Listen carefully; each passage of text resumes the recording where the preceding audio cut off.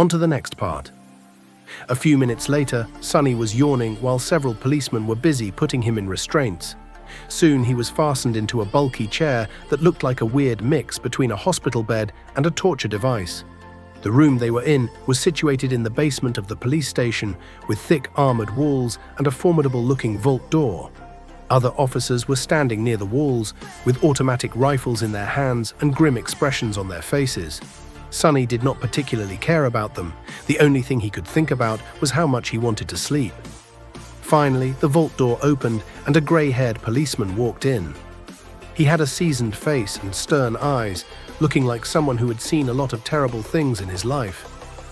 After checking the restraints, the policeman glanced quickly on his wristwatch and then turned to Sonny. "What's your name, kid?"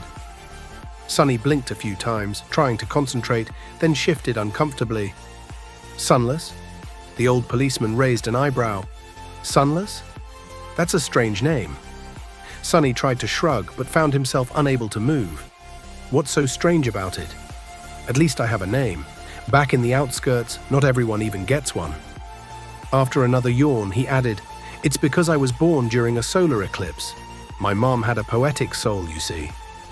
That's why he got this weird-ass name, and his little sister was called Rain. Back when she still lived with them, at least. Whether it was the result of poetic imagination or simple laziness, he did not know." The old policeman grunted. "Do you want me to contact your family?" Sonny simply shook his head. "There's no one. Don't bother."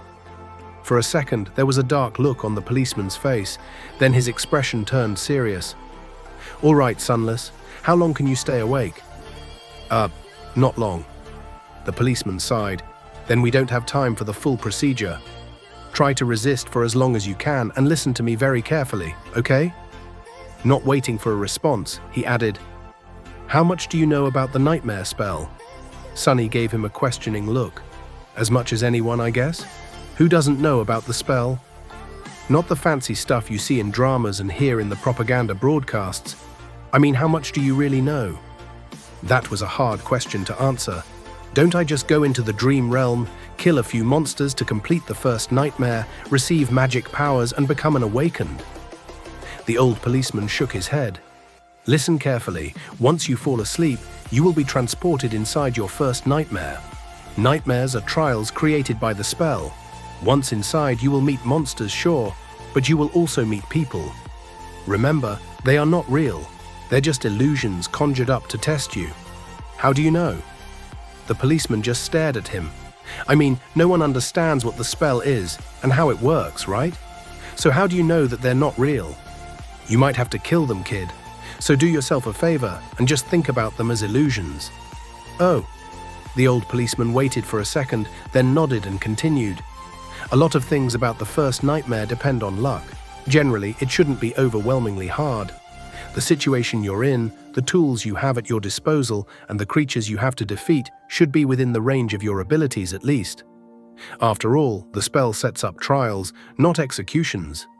You're a bit disadvantaged due to, well, your circumstances.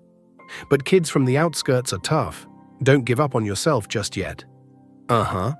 Sonny was getting more and more sleepy. It was becoming hard to follow the conversation. "About those magic powers you mentioned, you will indeed receive them if you survive until the end of the nightmare. What those powers will be exactly depends on your natural affinity as well what you do during the trial, but some of it will be at your disposal right from the start." The voice of the old policeman sounded more and more distant. Sonny's eyelids were so heavy that he was struggling to keep his eyes open. "Remember, the first thing you must do once inside the nightmare is to check your attributes and your aspect. If you get a combat-oriented aspect, something like a swordsman or an archer, things will be easier. If it is reinforced by a physical attribute, then that's even better. Combat aspects are the most common, so the probability of receiving one is high." The armored room was growing dimmer. If you're unlucky and your aspect has nothing to do with combat, don't despair.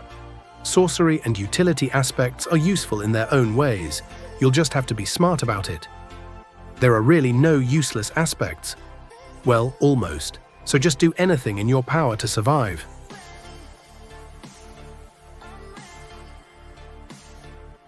Subscribe for part 2.